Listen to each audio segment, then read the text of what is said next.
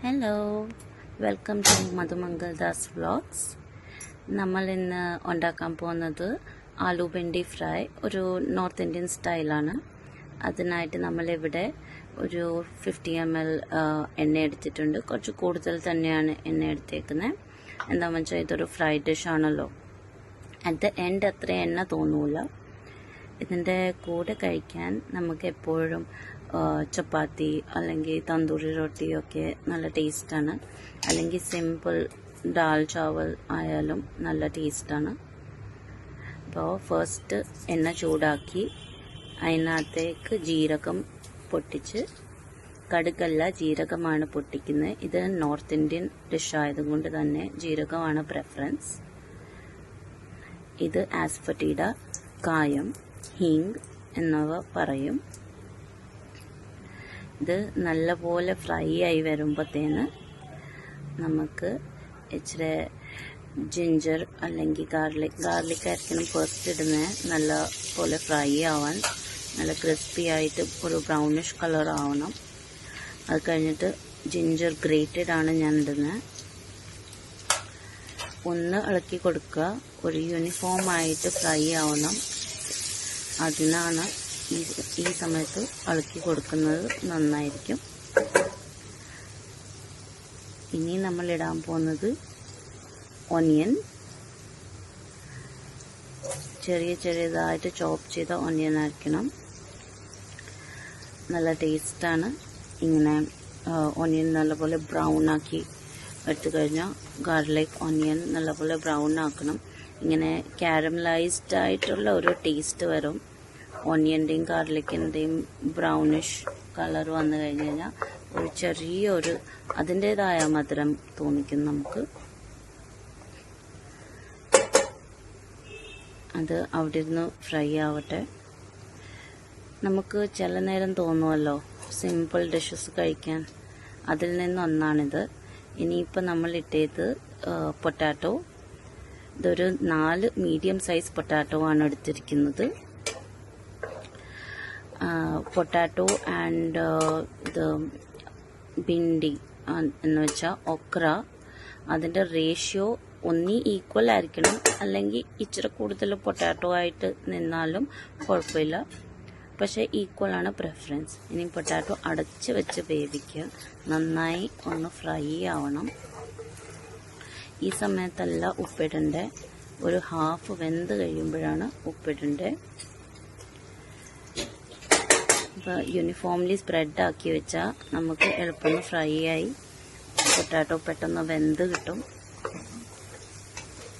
ഇവിടെ ഏകദേശം പൊട്ടാറ്റോ വെന്തിട്ടുണ്ട്. അത് കണ്ടാൽ അറിയാം, അതിൻ്റെ സൈസൊക്കെ കുറച്ച് റെഡ്യൂസായി. ഗാർലിക് ആൻഡ് ഓണിയനൊക്കെ നമുക്ക് കാണാം നന്നായി ബ്രൗൺ ആയിട്ടുണ്ട്. എന്നാൽ കരിഞ്ഞിട്ടുമില്ല, പക്ഷെ നല്ല കാരമലൈസ് ആയിട്ടുണ്ട്. ഇതാണ് ഭിണ്ടി. ഈ സൈസിലാണ് അരിയൻ്റെ ഈ ഒരു ഡിഷിനായിട്ട്. ഇതൊരു 1/2 kg ഭിണ്ടി എക്സാക്റ്റ് ഉണ്ട്. 4 മീഡിയം സൈസ് പൊട്ടറ്റോയ്ക്ക് 1/2 kg ഭിണ്ടിയാണ് എടുത്തിരിക്കുന്നത്. ഇത് വെന്ത് കഴിയുമ്പം ഒന്ന് ചുരുങ്ങും. അപ്പോൾ പൊട്ടാറ്റോ ആൻഡ് ഭിണ്ടി ഈക്വൽ അമൗണ്ടിലായിട്ട് കാണും.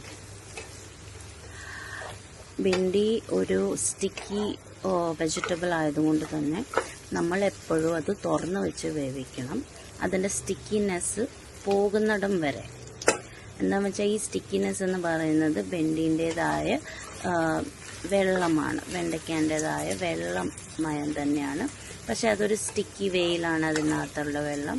അത് ഇവാപ്പറേറ്റ് ആവുന്നിടം വരെ അത് നമുക്കറിയാം. നമ്മളിങ്ങനെ ഇളക്കി കൊടുക്കുമ്പോഴത്തേന് അതിൻ്റെ സ്റ്റിക്കിനെസ് എപ്പോഴാണ് തീരുന്നത് എന്ന് നമുക്കറിയാം. അത് കഴിഞ്ഞിട്ട് മാത്രമേ അടിച്ച് വെച്ച് വേവിക്കാൻ പാടുള്ളൂ. അപ്പം ഏകദേശം ഒരു 1/4 ഭാഗം വെന്തു നമ്മുടെ ഭിണ്ടി. 80% പൊട്ടാറ്റോയും വെന്തു. ആൻഡ് ഇനി നമ്മൾ മസാലകളാണ് ഉള്ളത്. മസാലകളിൽ സിമ്പിൾ മസാലാസാണ്. മുളക് പൊടി, മല്ലിപ്പൊടി ആൻഡ് ടർമറിക് എന്ന മാത്രമാണ് മസാലാസ് ഇട്ടത്. ഇനിയും ഇടാൻ പോകുന്നത് ഗരം മസാലയാണ്. കാണാം, ഗരം മസാലയും ഉപ്പും ഇടും. എന്നിട്ട് നന്നായി ഇളക്കി കൊടുക്കും. ഈ സമയത്ത് മാത്രമേ ഭിണ്ടി ഉണ്ടാക്കുമ്പം ഉപ്പിടാൻ പാടുള്ളൂ. ഉപ്പ് സമയം തെറ്റിച്ചിട്ട് കഴിഞ്ഞ് കഴിഞ്ഞാൽ ഭിണ്ടിക്കകത്തെ വെള്ളം കൂടുതൽ ഇറങ്ങിയിട്ട് സബ്ജി സ്റ്റിക്കി ആവും. സ്റ്റിക്കി സബ്ജി ആർക്കും ഇഷ്ടമല്ല. അതേസമയം സ്റ്റിക്കി അല്ലാത്ത നല്ല ഫ്രഷ് ആയിട്ട് നല്ല ഫ്രൈ ആയിട്ട് വരുന്ന ഭിണ്ടിയാണെങ്കിൽ അതിൻ്റെ രുചി ഒന്ന് വേറെയാണ്. ചൂടോടെ കഴിക്കാനായാലും ഡബ്ബയ്ക്കായാലും നല്ല രസമാണ് കഴിക്കാൻ. ഇതാണ് കറക്റ്റ് സമയം ഉപ്പിട്ട് കൊടുക്കേണ്ടത്. നമ്മുടെ രുചി അനുസരിച്ചുള്ള ഉപ്പിടുക. ഞാനിവിടെ പിങ്ക് ഹിമാലയൻ സോൾട്ടാണ് ഇടുന്നത്. അതിന് ഇച്ചിരി കടുപ്പം കുറവാണ്. അതാണ് ഒരു 1 സ്പൂൺ കംപ്ലീറ്റ് ഇടേണ്ടി വരുന്നത്. സോ ഇവിടെ ഓൾമോസ്റ്റ് ഭിണ്ടി റെഡി ആയിട്ടുണ്ട്. കുറച്ചും കൂടെ വെന്ത് കഴിഞ്ഞാൽ സംഭവം റെഡി. ഈ സമയത്താണ് ഗരം മസാല ഇടുക. ആദ്യം ഇടരുത്, ബാക്കി മസാലകളുടെ കൂട്ടത്തിൽ ഇടരുത്. ഓവർ ഫ്രൈ അല്ലെങ്കിൽ ഓവർ കുക്കായി കഴിഞ്ഞു കഴിഞ്ഞാൽ ഗരം മസാലേൻ്റെ ടേസ്റ്റും മണവും എല്ലാം പോകും. ഒരു 90-95% എങ്കിലും കുക്കായതിന് ശേഷം വേണം നമ്മൾ ഗരം മസാല ഏതൊരു ഡിഷിനാണെങ്കിലും ഇടാൻ. എസ്പെഷ്യലി ഇങ്ങനത്തെ ഫ്രൈ ഡിഷസിലാണെങ്കിൽ നമ്മൾ ലാസ്റ്റിൽ വേണം ഗരം മസാല ഇടാൻ. ഇപ്പം നമുക്ക് ആഡ് ചെയ്യേണ്ട സംഭവങ്ങളെല്ലാം കഴിഞ്ഞു. ലാസ്റ്റ് 5% കൂടെ കുക്കായി കഴിഞ്ഞ് കഴിഞ്ഞാൽ നമ്മുടെ ഡിഷ് റെഡിയാണ്. ഇതിൻ്റെ കൂടെ എപ്പോഴും ചപ്പാത്തിയാണ് നല്ല. നമ്മൾ ചോറ് ഉണ്ടാക്കുമ്പോഴത്തേനും എന്തെങ്കിലും ഒഴിച്ചു കറിയോ അതിൻ്റെ സൈഡിൽ കഴിക്കാനും ഒക്കെ നല്ലതാണ്. പക്ഷേ ചപ്പാത്തി, പൊറാട്ട അല്ലെങ്കിൽ തന്തൂരി റോട്ടി ഇതിൻ്റെയൊക്കെ കോമ്പിനേഷൻ